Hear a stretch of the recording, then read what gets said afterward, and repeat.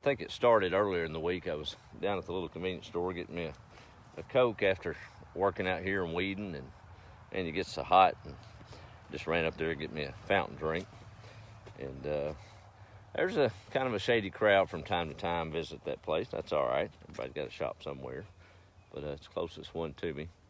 But I've noticed the last few weeks, or the last week, they've had a rotation of bums up there. And yeah, I said they're bums by definition. They are, at least at this season of their life. Hopefully things will change and they'll pull out of it. I try to be nice to everyone, but it wears on you sometimes, you know, especially when you're hot. You've been working and there's an old boy trying to get a nickel for a beer and just standing there. So I guess I had all I could take, and I was nice enough, but I saw his body language as I exited the truck, knew what was coming next, and he wanted to borrow $1. And I stopped, and as nice as I could be, I said, "Man, is there a sign up here saying this is where you stand to get money?" And he looked at me and said, "I've been out there working all afternoon, coming up here to get me a drink, and I got to deal with this." Went inside, and it kind of, I guess the right words, "Hey, baby," kind of hit you in your gut, convicted you a little bit, like, "Hey, you didn't have to do that, Joel." So I got my little Coca-Cola and went outside, and I went up to him and said, here's the deal. Are you hungry?" "Well, yes, sir." I said, "Okay, well, let's go get something to eat." So we walked back in. He asked if he could have this and that, so I did. And he turned to me and said, "Can I get a pack of cigarettes?" I'm like, "No, can't eat those." So I got him something to drink, something to eat, and he left. The more I thought about it, in the wake of some conversations this week, and got to studying on myself, and I thought about something that a Texan knows well, or even a country person knows well, more than anything else. We like cows, one for the steak, but number two, a pair of old boots that you get out of that leather. Some of y'all may know what I'm talking about, maybe even a pair of shoes, but when you got a good pair of boots, and I can think of 2 or 3 pair I've had in my life that just, when you put them on, they hurt you like the dickens for that first few days.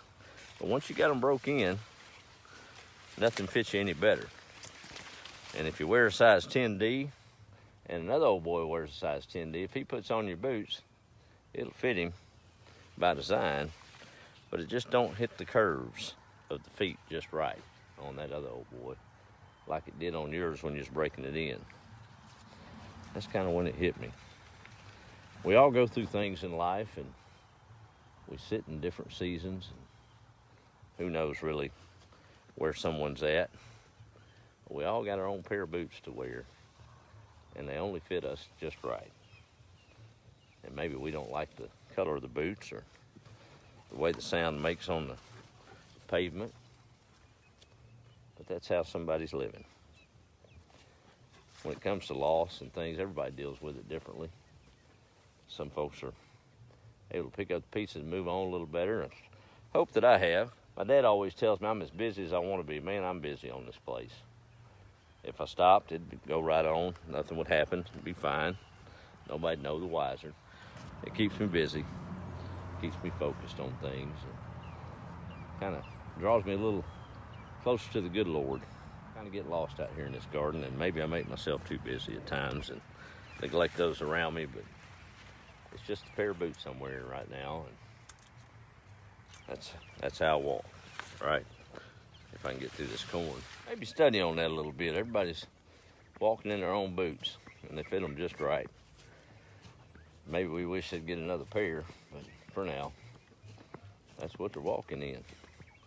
I've got 3 more broody hens in there hatching out. Had another one hatch about 4 out, and they're tough old birds.